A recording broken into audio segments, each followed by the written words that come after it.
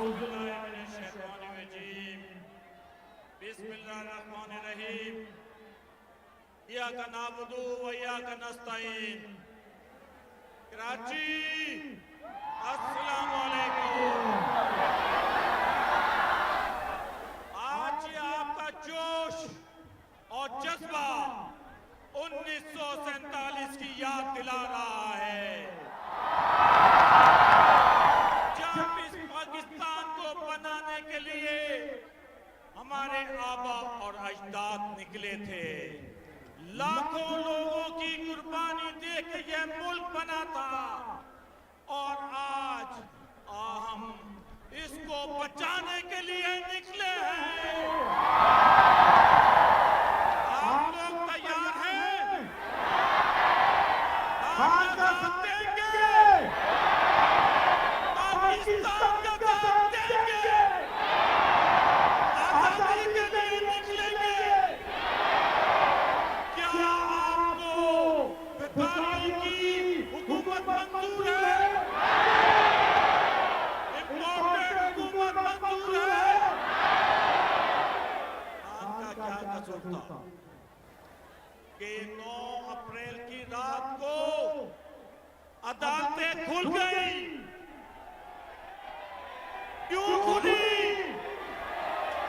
आप क्या समझते हैं क्यों खुली?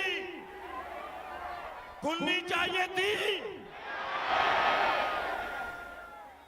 1971 साने बांग्लादेश के बाद ये सबसे बड़ा सानिया है।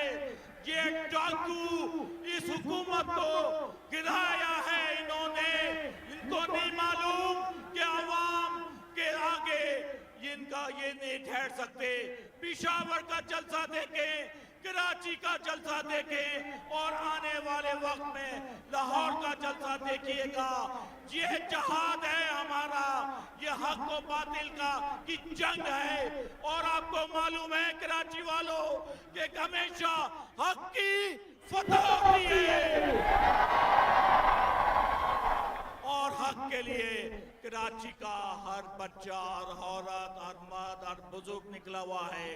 इस वक्त 9 बजे हैं, ये पंडाल भर चुका है और अभी तो लोग आ रहे हैं। खान साहब जब आएंगे तो बाहर रास्ता सारे ब्लॉक हो चुके होंगे। मैं आप सबसे दरख्वास्त करता हूं और खास तौर से जो ये सोफों पे लोग बैठे हुए हैं, इनमें मजीद एनर्जी आनी चाहिए। सोफों का मतलब ये नहीं है कि आपकी एनर्जी दब जाए। पीछे देखे हमारी जगत को पीछे देखे। चाहिए ये आपकी आवाज। आज जो आपने टाइम निकाला है, आप जो रमजान में रोजे का अवतार करके यहाँ आए हैं अपने मुल्क की खातिर, इस वक्त खान को हमारी जरूरत नहीं है, हमें खान की जरूरत है। पाकिस्तान को खान की जरूरत है। क्या आप समझते हैं साम्राज्यी कुव्वतों ने जिस तरह इस हुकूमत को हटाया है और आज पंजाब असेंबली में जो हुआ है, ये सब अवाम की ताकत, अवाम का समंदर इनको बहा के ले जाएगा।